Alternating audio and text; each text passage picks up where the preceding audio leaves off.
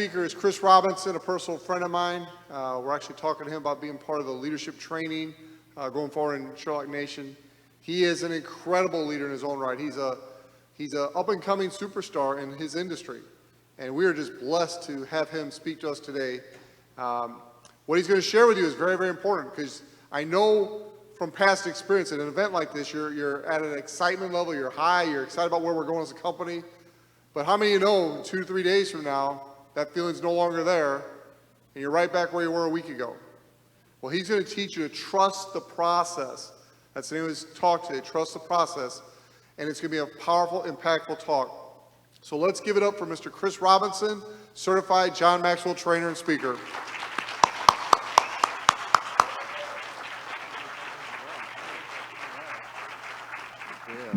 Oh, wow. You know, I'm so delighted to be here with you guys today. This is my, I guess, third time within about a year of speaking with you guys. So they keep inviting me back, so I guess you like me all right. So I'm glad to be here with you guys today.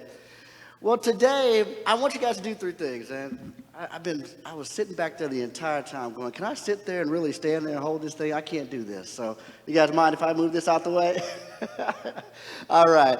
Well, you know, the entire time I'm back there going, man, I got to get up there. I got to move this thing around, because I know you guys have been sitting here all morning long. But anytime that I come to speak at a place, I want you to be able to walk away with something that you can apply and utilize today. You know, I never want to get up and speak just for the sake of speaking. So when I come, I want to give you practical, applicable tools that you can utilize today. So when you walk out of here, you have a plan of attack of when life happens when you walk outside the door. So today I want you guys to do 3 things. Everybody say 3. I want you guys to do 3 things. The first thing that I want you to do, that I will always encourage you to do whenever I speak, is I want you looking for the one idea that you could utilize today. Because what I know is one idea executed well could change your life forever. Now, chances are you may have heard something that I'm going to say today, but what I want to encourage you is, if you hear something that I say today that you've heard before, I want you to be very careful, because I want you to ask yourself, not have I heard that before, but how well do I do that? You see, the big gap between most of us is from what we know and what we actually do, and I want you to bridge that gap and take action on what it is that you know. The second thing that I want you to do is I want you to write down your own thoughts. I always share this. I want you to write down your own thoughts, because as I'm speaking, I'm only here as a trigger. I would love to be the person up here that's your guru and can tell you all, but I have nothing to give you today except for being a trigger for you. So today, I want to trigger some thoughts that will help you grow today. So if you have a thought or an idea of how you can use the Sherlock more, who you need to reach out to, or who you need to call, that person that's sitting on the top of your mind, write that person down, because that's who you need to reach out to. So I want to be a trigger for you today. And the third thing that I want you to do today is realize that you are not in this room by coincidence. You are not in this room by coincidence. I want you to think about this. Every single thing that's happened into your life has led you into this very room on this single day. Everything in my life that's happened up until this point, everything that I've done, every decision that I've made has led me to stand in front of you on this stage here today. And somehow, some way, all of our lives have connected in a single moment in time. There's no coincidence. So this is what I believe, and this is how I believe that any opportunity that I'm given to speak, I'm built for the moment. You see, I get into situations where I'm way in over my head speaking at events that I shouldn't be speaking at, but this is what I understand. I'm unqualified, I'm undeserving, but I'm fully confident I belong in front of the people that God has placed me in front of that day. I mean, you guys don't hear me. You see, I'm unqualified. I am not a bright person. You see, I got kicked out of school, college 6 times in a year and a half. Now, you guys are laughing. You say, well, how in the world did you get kicked out of school 6 times in a year and a half? You guys are asking the wrong question. How did I get back into school 6 times in a year and a half? This is what I know. It's no coincidence that you're here.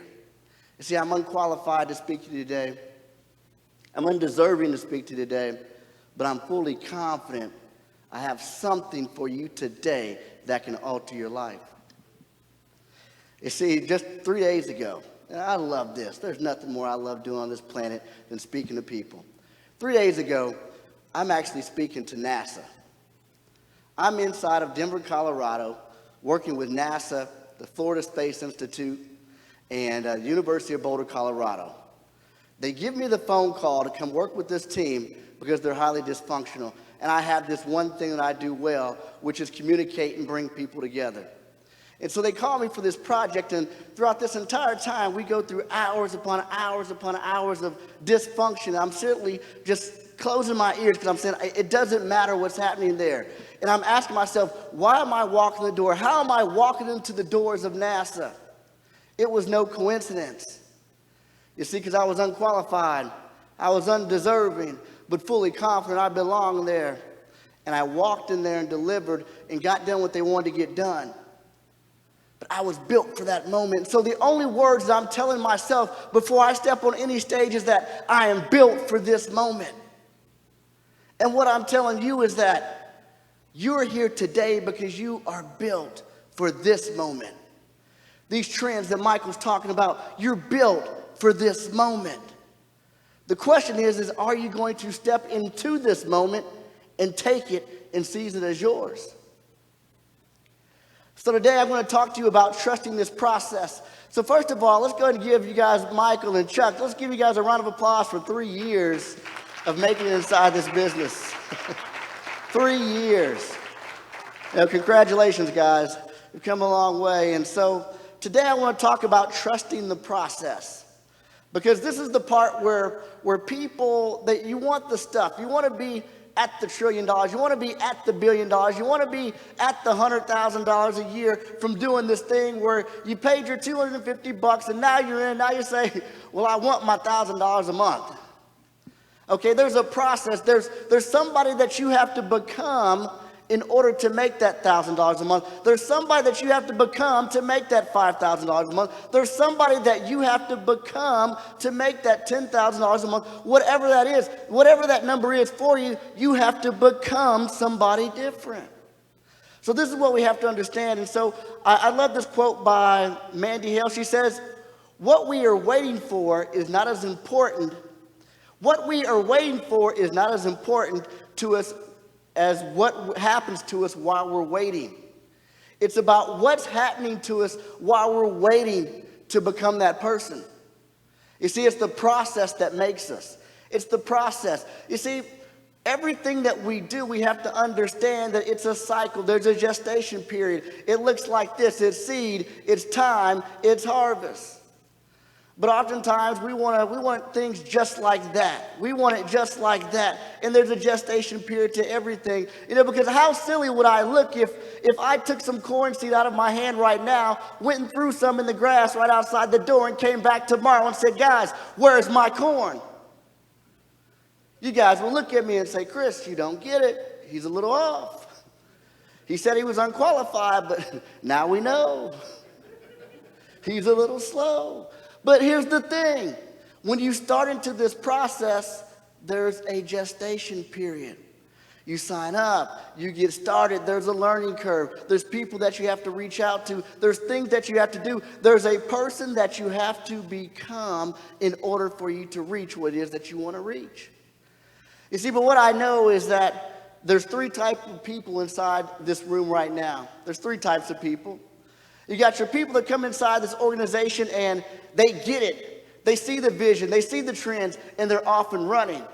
And you wonder, how is it that they walk in here? They just started. I've been sitting around this Sherlock thing for 2 years. I've been around it for 3 years. I've been here the entire time, but somebody comes in from Kazakhstan and they put in all these people. What are they doing? I mean, come on. But here's the thing. Here's the difference maker. Okay, people that come in and get it, this is the difference maker. Number 1, they see the possibilities and not the reasons why it won't work. You see, when that person in Kazakhstan came in, all they saw was the possibility. They said, this is my way. This is the product. This is the vehicle. This is going to be the thing that alters my life. And guess what it did? It did. You see, and they weren't looking for why it wasn't going to work. They weren't saying, well, I clicked on the button and it didn't take me to the link that I didn't go to. No, that didn't matter. They weren't caught up in that. They weren't looking for the reasons why it didn't work. They were looking for the reasons why it did work. The second reason it worked for them is because they weren't moved by the outcome of going to the first person and them telling them no.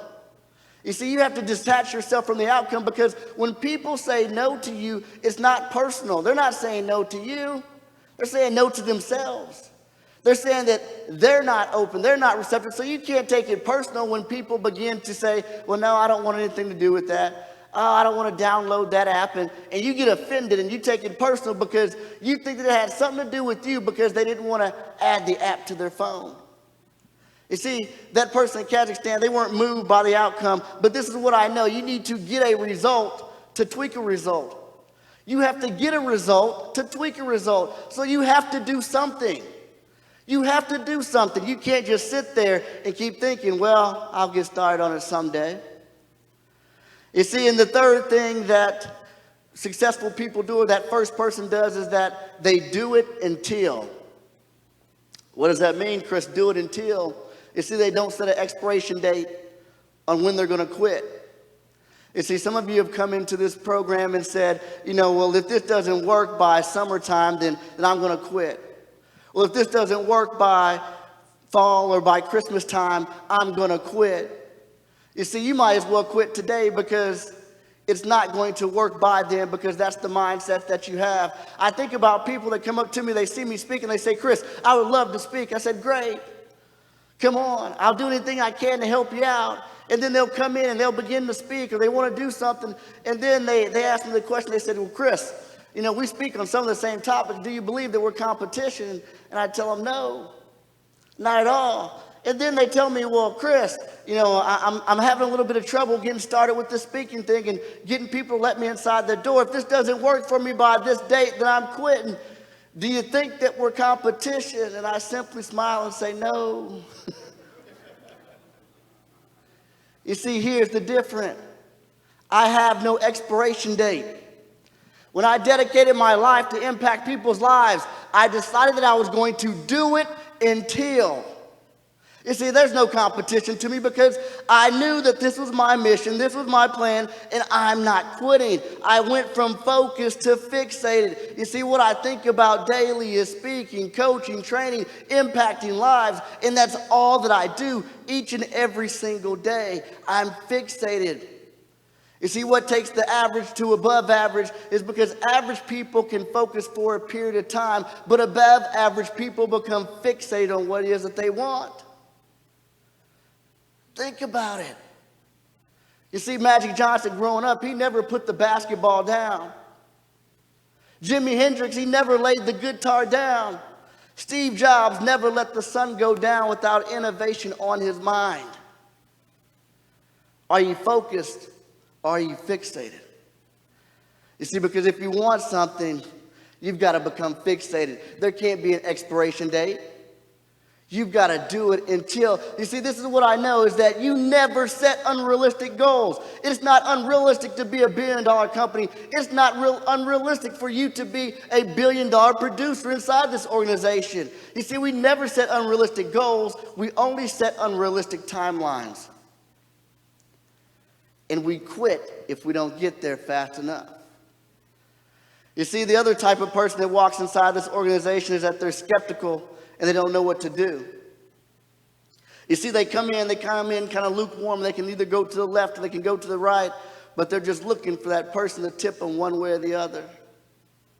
The third person that comes into the organization is negative, and they go that way. They come in with an attitude. They come in looking for something, and they find exactly what it is that they're looking for, a reason why it does not work. You see, you're going to always move in the direction of your dominant thought, and you're going to always get what it is that you're looking for. So you want to be looking for the things that make it happen. And what I know about each and every single one of you, there's 3 questions that each and every single one of you are asking. There's only 3 questions. Now, none of you are going to walk up to anyone inside this room and ask these 3 questions, but all followers ask leaders 3 questions. If you can get a yes to these 3 questions, then You're going to have people follow you. The first question is, can I help you? The second question is, can I trust you? And the third question is, do you care for me? Can I trust you? Can you help me? And do you care for me? And what I can tell you about your leadership team is you can trust them.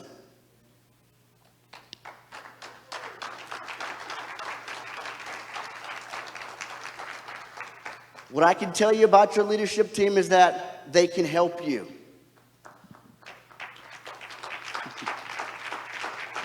And what I know about your leadership team is that they care about you. I mean, really. I meet with Chuck every other week. Every other week like clockwork, Chuck and I meet.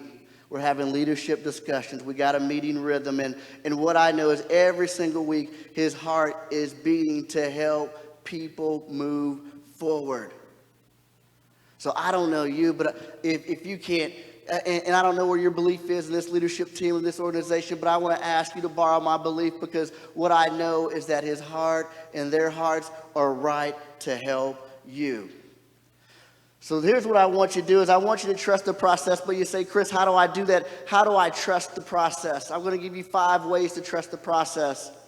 Here we go. 5 ways to trust the process. Number 1, be curious. Be curious. Now, what do I mean by be curious? You see, what I mean by be curious is that you need to stay in an exploratory mindset and realize that you have to be a lifelong learner.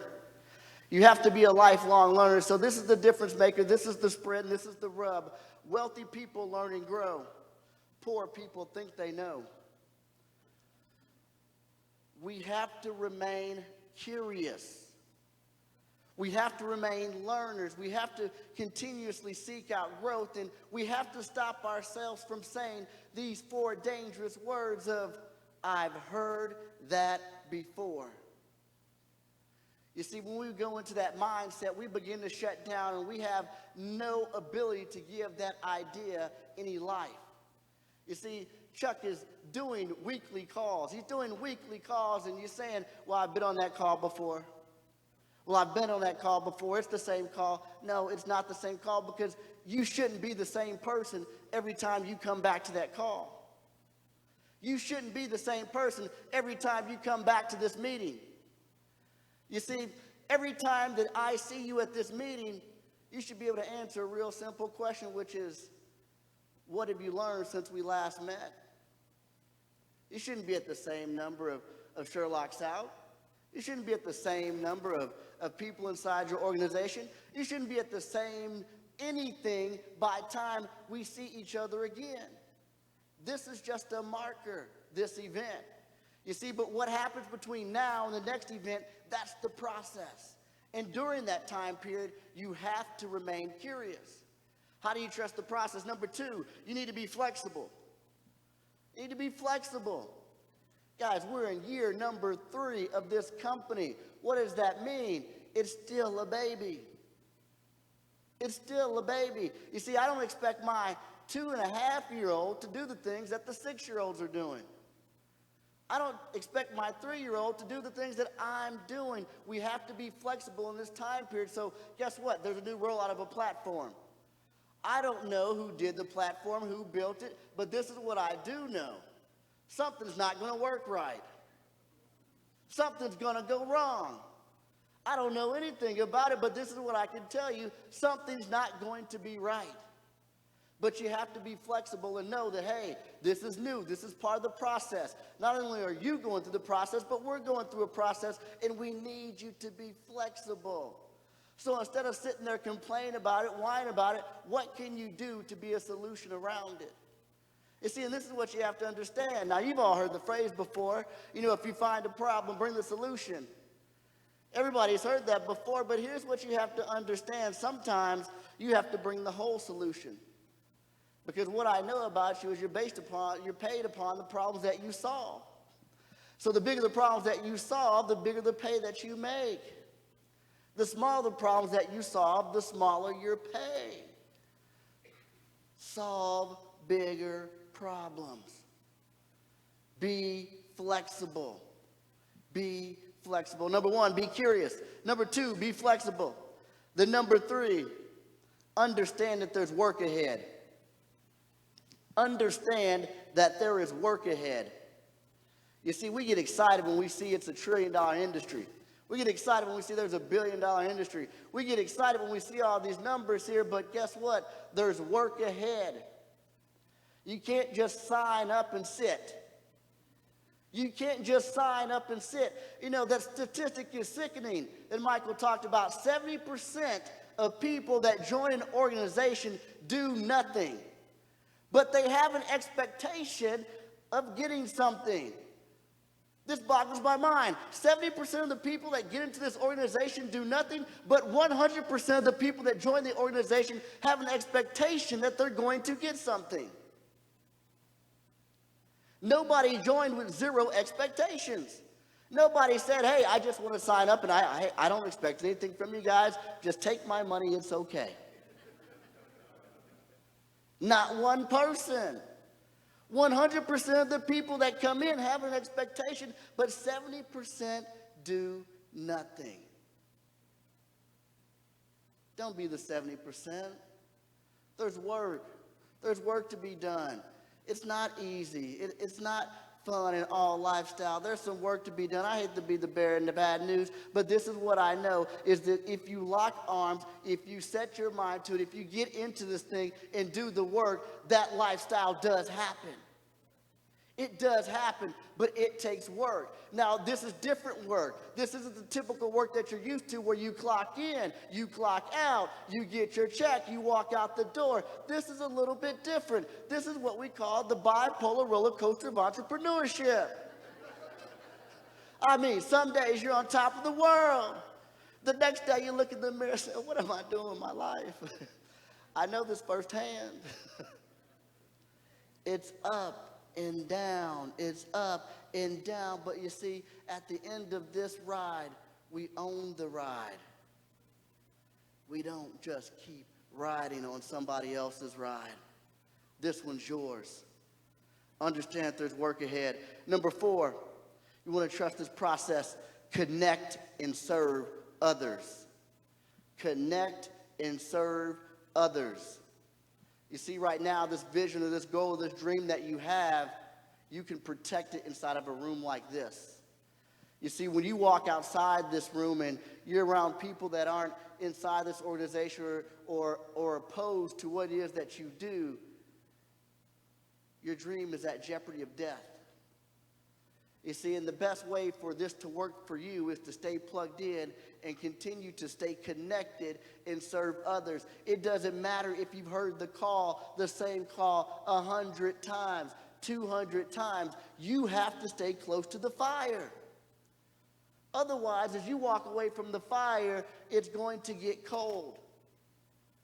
You have to stay close. You see, I've been certified with John Maxwell team for 4 years now. I host some of the certification calls now. I actually lead groups for John Maxwell team. But you know what? On Tuesday night, I still dial into that call for brand new people. You know, on Saturday mornings, I still dial into that call. And it may just be playing in the background or whatever the case may be, but I know that I need to stay close to the fire because I need to hear those thoughts, because my own thinking alone in my basement sometimes just doesn't move me in the right direction. You have to stay close to the fire. So you want to stay connected. You know, as the pastor came up and he talked about, you know, what happened when things got bad and when things got tough, it was because of the 5 people around him. It was because he tapped into a phone call and heard something. What happened? He came close to the fire and he got lit again. And today he was staying up on this stage because he came back by the fire. Stay by the fire.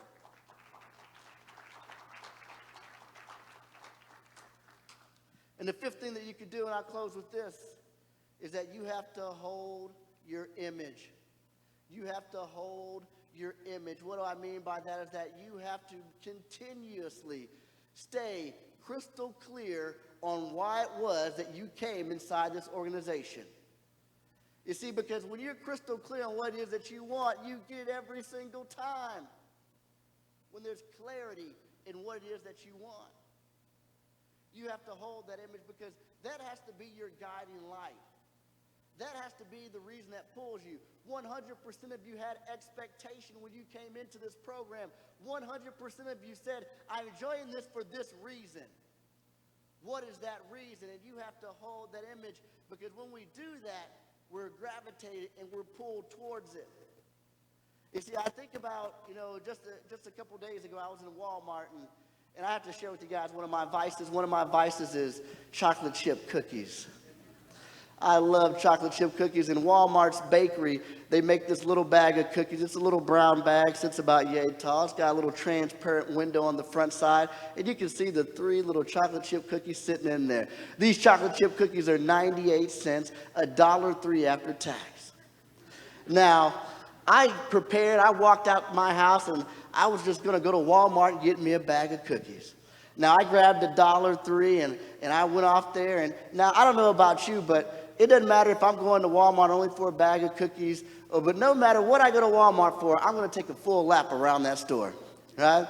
So here's what I do is I park on the market side. I go inside the market side. I take a beeline left.